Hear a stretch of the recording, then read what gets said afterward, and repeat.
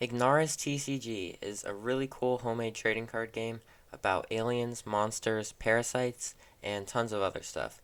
And the creator just announced a couple weeks ago that they're going to be doing a design a card contest before the game's official launch on Kickstarter. Their game looks awesome, so you know that I had to make a submission. But there's just one problem. A certain non-profit, college-based organization has been taking up an unfair amount of my time recently. So, I'm not starting this challenge until less than a week before the deadline on May 15th, which also happens to be the day after my last AP test. And I'm not trying to get home from taking an AP test and then try to speedrun making a submission to this contest.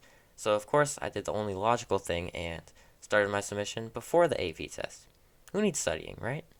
So, anyways, Ignaris posted two card ideas that he wants the art submissions to be based on.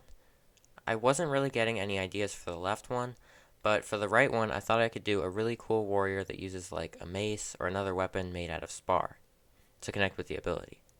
For those of you who don't know, spar is really important in Ignaris. It's like the main resource in the game, and they're these glowing space ores that I would guess are pretty valuable in the lore. This would probably be a good time to mention that I'm not an expert in Ignaris TCG. I've just seen a few of his videos, and I think his game looks really cool. So with that set aside, I think I'm ready to move on to sketching out some ideas for the actual design. Alright, I just got done with some sketching, and here's basically my concept for the card. I was thinking, since the ability triggers when you gain extra spar, that the drawing should have something to do with spar.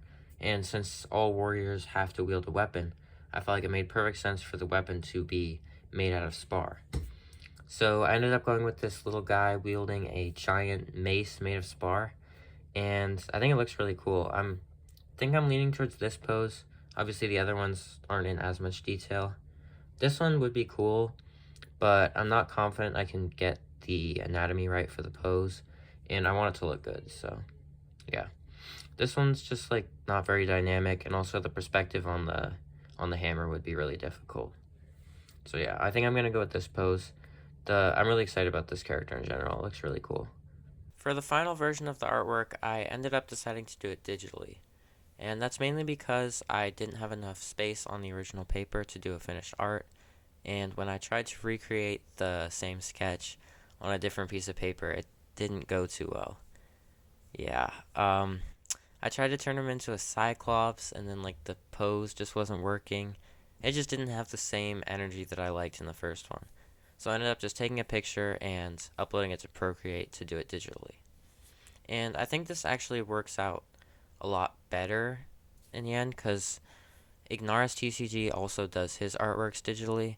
So not only will it fit in better with his game, I can also use more effects to try and make it look good, like to do a little bit more of like a shine on the spar and stuff like that. So I think in the end it'll actually turn out a lot better digitally. It's actually been quite a while since I've done any artworks digitally.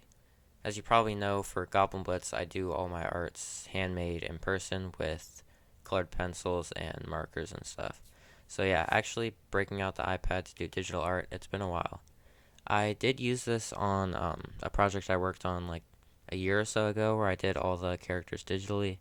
That game never quite got finished, and I wasn't posting back then anyway, so you guys wouldn't know about that. But yeah, it took a little while for the skills to come back to me, but I did enjoy doing the artwork digitally. It's pretty fun.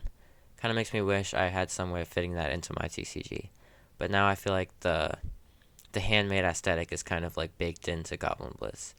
And I don't really mind that. Like, I like doing arts in person. But yeah, it was fun to switch it up for a change and do digital art for this one. For the colors on this one, I decided to go with this like dark turquoisey color for the main body. And then from there, everything kind of just fell into place. Like the gray made a lot of sense for the claws and the teeth, and then the pink worked well for the ears, and then yeah, like the wood's obviously going to be brown, and then spar is obviously that light blue color, because it's already a thing that exists in his game, so I didn't have to think much about that. And then I just did like this rocky, like crystalline base for the hammer. I wanted it to look like he basically just like took a chunk of spar that was naturally found like in the ground, and then just attached it to a giant hammer, and that's how he made his weapon.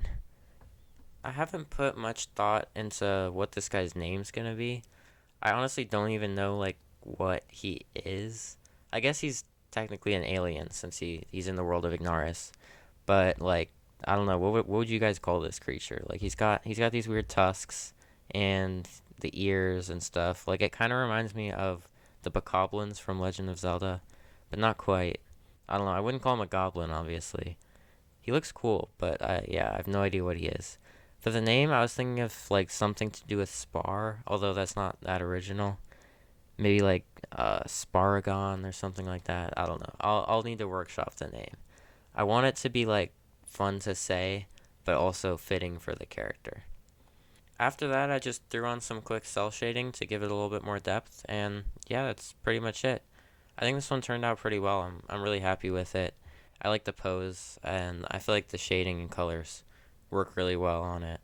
The only thing that I need to do now is just come up with a name, and then I can just send this one off to Ignaris TCG, and hopefully we'll win the contest. And you guys should obviously check out his channel. He'll probably be making a video sometime soon announcing the winners. So stay tuned for that, and maybe you'll get to see if our boy wins or not. Comment down below too if you have an idea for a name. I might wait on sending it so that I can hear some ideas from you guys.